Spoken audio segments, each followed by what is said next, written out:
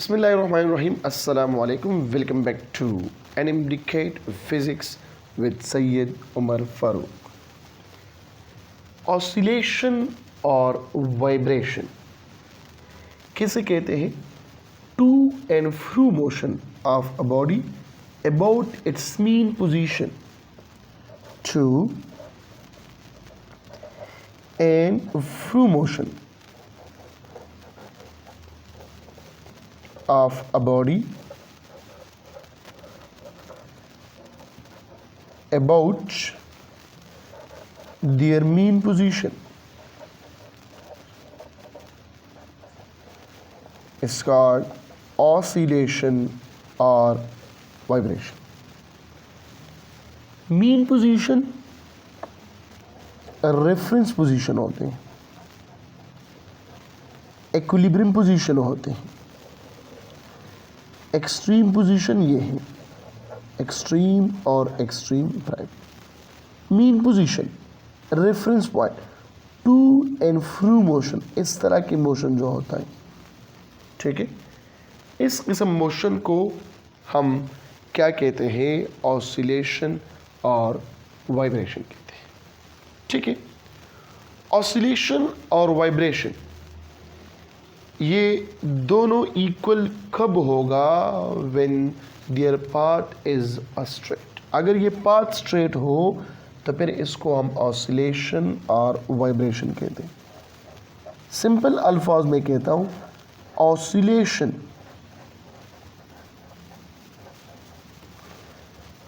Must be in a straight path. Oscillation यह हमेशा के लिए स्ट्रेट पाथ पे होगा. ठीक है, और वाइब्रेशन मे और मे नॉट बी स्ट्रेट, मे और मे नॉट बी स्ट्रेट. तो हम कह सकते हैं कि वाइब्रेशन ऑसिलेशन हो सकता है अगर टू एंड फ्रू मोशन एक पाथ में हो. वाइब्रेशन ऑसिलेशन हो सकता है अगर ये टू एंड फ्रू जो ये पाथ है टू एंड फ्रू मोशन का, ये स्ट्रेट हो, ये सिंगल हो, ये वन डायमेंशन हो. ठीक है, वाइब्रेशन का एग्जांपल्स क्या है? मोशन ऑफ स्विंग या motion of simple pendulum with large amplitude. Simple pendulum with large amplitude. ठीक है, और जो ऑसिलेशन है इसकी एग्जांपल क्या है? मोशन ऑफ सिंपल पेंडुलम है, motion of simple pendulum with smaller amplitude. Smaller amplitude में इसका जो मोशन है वो ऑसिलेशन कहलाया जाता है. ठीक है, या motion of spring mass system, motion of spring mass system. Number 3, motion of a tuning fork,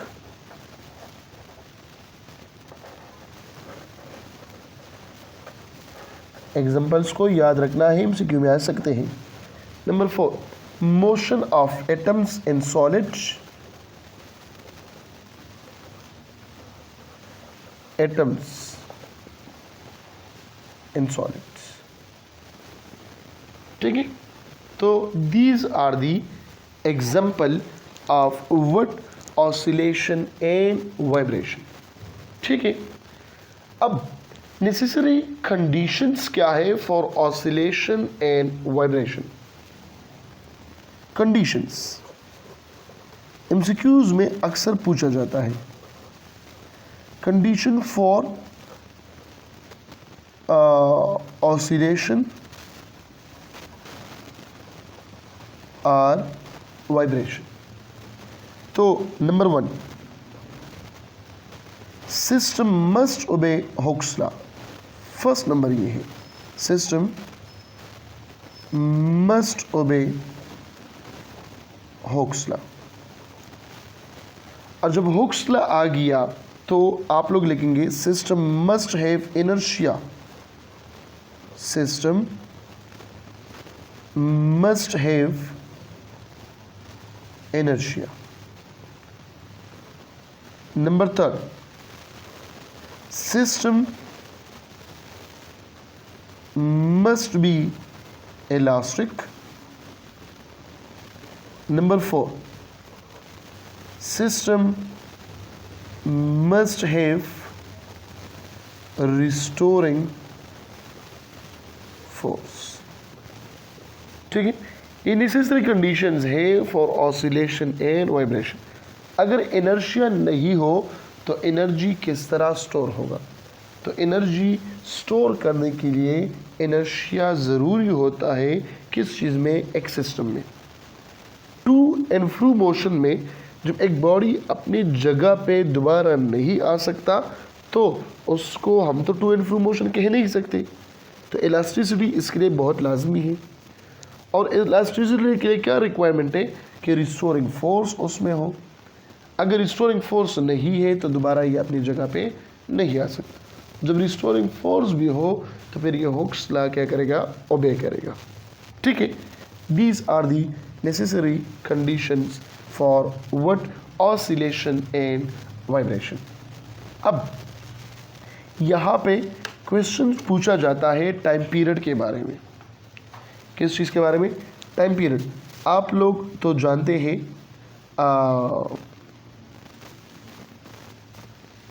कि नंबर ऑफ वाइब्रेशन, एक वाइब्रेशन के लिए मैं लेता हूँ, एक वाइब्रेशन में लेता हूँ। ज़रा गौर से देखें, गौर से सुने। ठीक है, ये मीन पोजीशन है। मैंने स्टार्ट लिया एक्सट्रीम से, एक्सट्रीम से मैंने स्टार्ट लिया। एक्सट्रीम से फॉर एग्जांपल इस तरफ आ गया तो टाइम कितना लग गया? यहाँ पर आ गया तो टाइम कितना लग गया? यहाँ पर आ गया तो टाइम कितना लग गया? यहाँ पर आ गया तो टाइम कितना लग गया? बात हमेशा के लिए याद रखो, एक्सट्रीम और मीन से जो टाइम लगता है वो T/4। यहाँ पर भी T/4, यहाँ पर भी T/4, यहाँ पर भी T/4। एक्सट्रीम से मीन तक जो टाइम लगता है वो कितना है? T/4 है। ठीक है, लेकिन एक एक्सट्रीम से दूसरी एक्सट्रीम तक दरमियान में मीन, एक एक्सट्रीम से दूसरी एक्सट्रीम तक जो टाइम लग गया वो है ये मीन है T/2। कितना है? T/2 है। और जब ये वापस अपनी जगह पे आ जाए तो फिर टाइम कितना होगा? वो होगा एक टाइम पीरियड। तो यहाँ पे आप लोग लिख सकते हो number of vibration, number of vibration. तो नंबर ऑफ वाइब्रेशन क्या होगा? अगर मैं यहाँ पे ले लूँ कि टाइम कितना देता है, अगर वाइब्रेशन 1/4 हो, वाइब्रेशन क्या हो? 1/4 हो, तो यहाँ पे लेके टाइम टेकन, इसने जो टाइम लिया वो कितना लिया? T/4 लिया। कितना लिया? T/4। अगर वाइब्रेशन हाफ हो गया, एक स्ट्रीम से दूसरी स्ट्रीम पे आ गया तो ये लेगा T/2। अगर वाइब्रेशन हो गया 3/2, मतलब ये वापस मीन पोजीशन तक आ गया, यहाँ पर पहुँचा नहीं है, तो इस टाइम होगा 3T/4। अगर ये अपनी पोजीशन पे दोबारा पहुँच गया मतलब ये क्या होगा? एक वाइब्रेशन होगा और यहाँ पे हम लिखते हैं टाइम पीरियड। ठीक है, वापस अपनी एक्सट्रीम पे आ गया। अगर कोई बंदा मीन पे लेता है तो मीन पर भी ये आ सकता है, मीन पर भी ये आ सकता है। 1/4 एक्सट्रीम से लेकर यहाँ मीन तक, फिर मीन से लेकर एक्सट्रीम तक, फिर एक्सट्रीम से लेकर मीन तक, फिर मीन से लेकर एक्सट्रीम तक। ये बात जहन में याद रखना है। समझ गई बात की कि नहीं? ये क्लियर हो गई? ये बहुत इंपॉर्टेंट चीज़ें हैं। ठीक है, अब इसी चैप्टर में हम टर्मिनोलॉजीज़ भी पढ़ेंगे। टर्मिनोलॉजीज़ बहुत इंपॉर्टेंट है। Terminologies of for simple harmonic motion. Terminologies,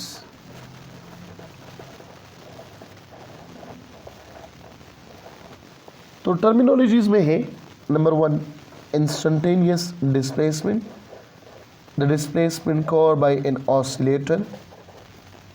Instantaneous displacement, the displacement covered by an oscillator at any instant of time is called instantaneous displacement. X से हम डिनोट करेंगे हमेशा के लिए। नंबर 2 एम्पलीट्यूड, मैक्सिमम डिस्टेंस या maximum displacement covered by an oscillator is called amplitude. तो यहाँ पे एक बात जहन में याद रखो, हम लिखते हैं every amplitude is a instantaneous displacement. Instantaneous displacement. But every instantaneous displacement, but every x is not x naught। ये x naught या r से हम इसको डिनोट करते हैं। हर एम्पलीट्यूड इंस्टेंटेनियस डिस्प्लेसमेंट हो सकता है, लेकिन हर एक इंस्टेंटेनियस डिस्प्लेसमेंट एम्पलीट्यूड नहीं हो सकता। ये अपने जहन में याद रखो। ठीक है, फिर इसमें हम पढ़ेंगे time period, the time required to complete one vibration is called time period। T से हम इसको डिनोट करते हैं। Number 4 frequency, number of vibration per unit time period is known as frequency। ठीक है, फिर यहाँ पे एंगुलर फ्रिक्वेंसी, तो एंगुलर फ्रिक्वेंसी क्या है? The product of 2πn linear frequency is known as angular frequency। Number 6 यहाँ पे periodic time, periodic motion, body या oscillator repeat their motion after several interval of time in same time। several interval of time का मतलब बार बार उसी time में ये दोबारा अपना जो मोशन है वो रिपीट करे। Repeated motion in same interval of time, इस तरह भी कह सकते हो। ठीक है, या कह सकते हो motion which repeat itself after regular interval of time is known as periodic motion. Clear होगी बात? तो ये आ गया क्या टर्मिनोलॉजीज, और थोड़ा बहुत जो है वो आ गया ऑसिलेशन के बारे में इंट्रोडक्शन। ठीक है, नेक्स्ट लेक्चर होगा SHM पे, it is very very important. मिलते हैं उस लेक्चर में, अपना ख्याल रखिएगा। थैंक यू सो मच, अल्लाह हाफिज़।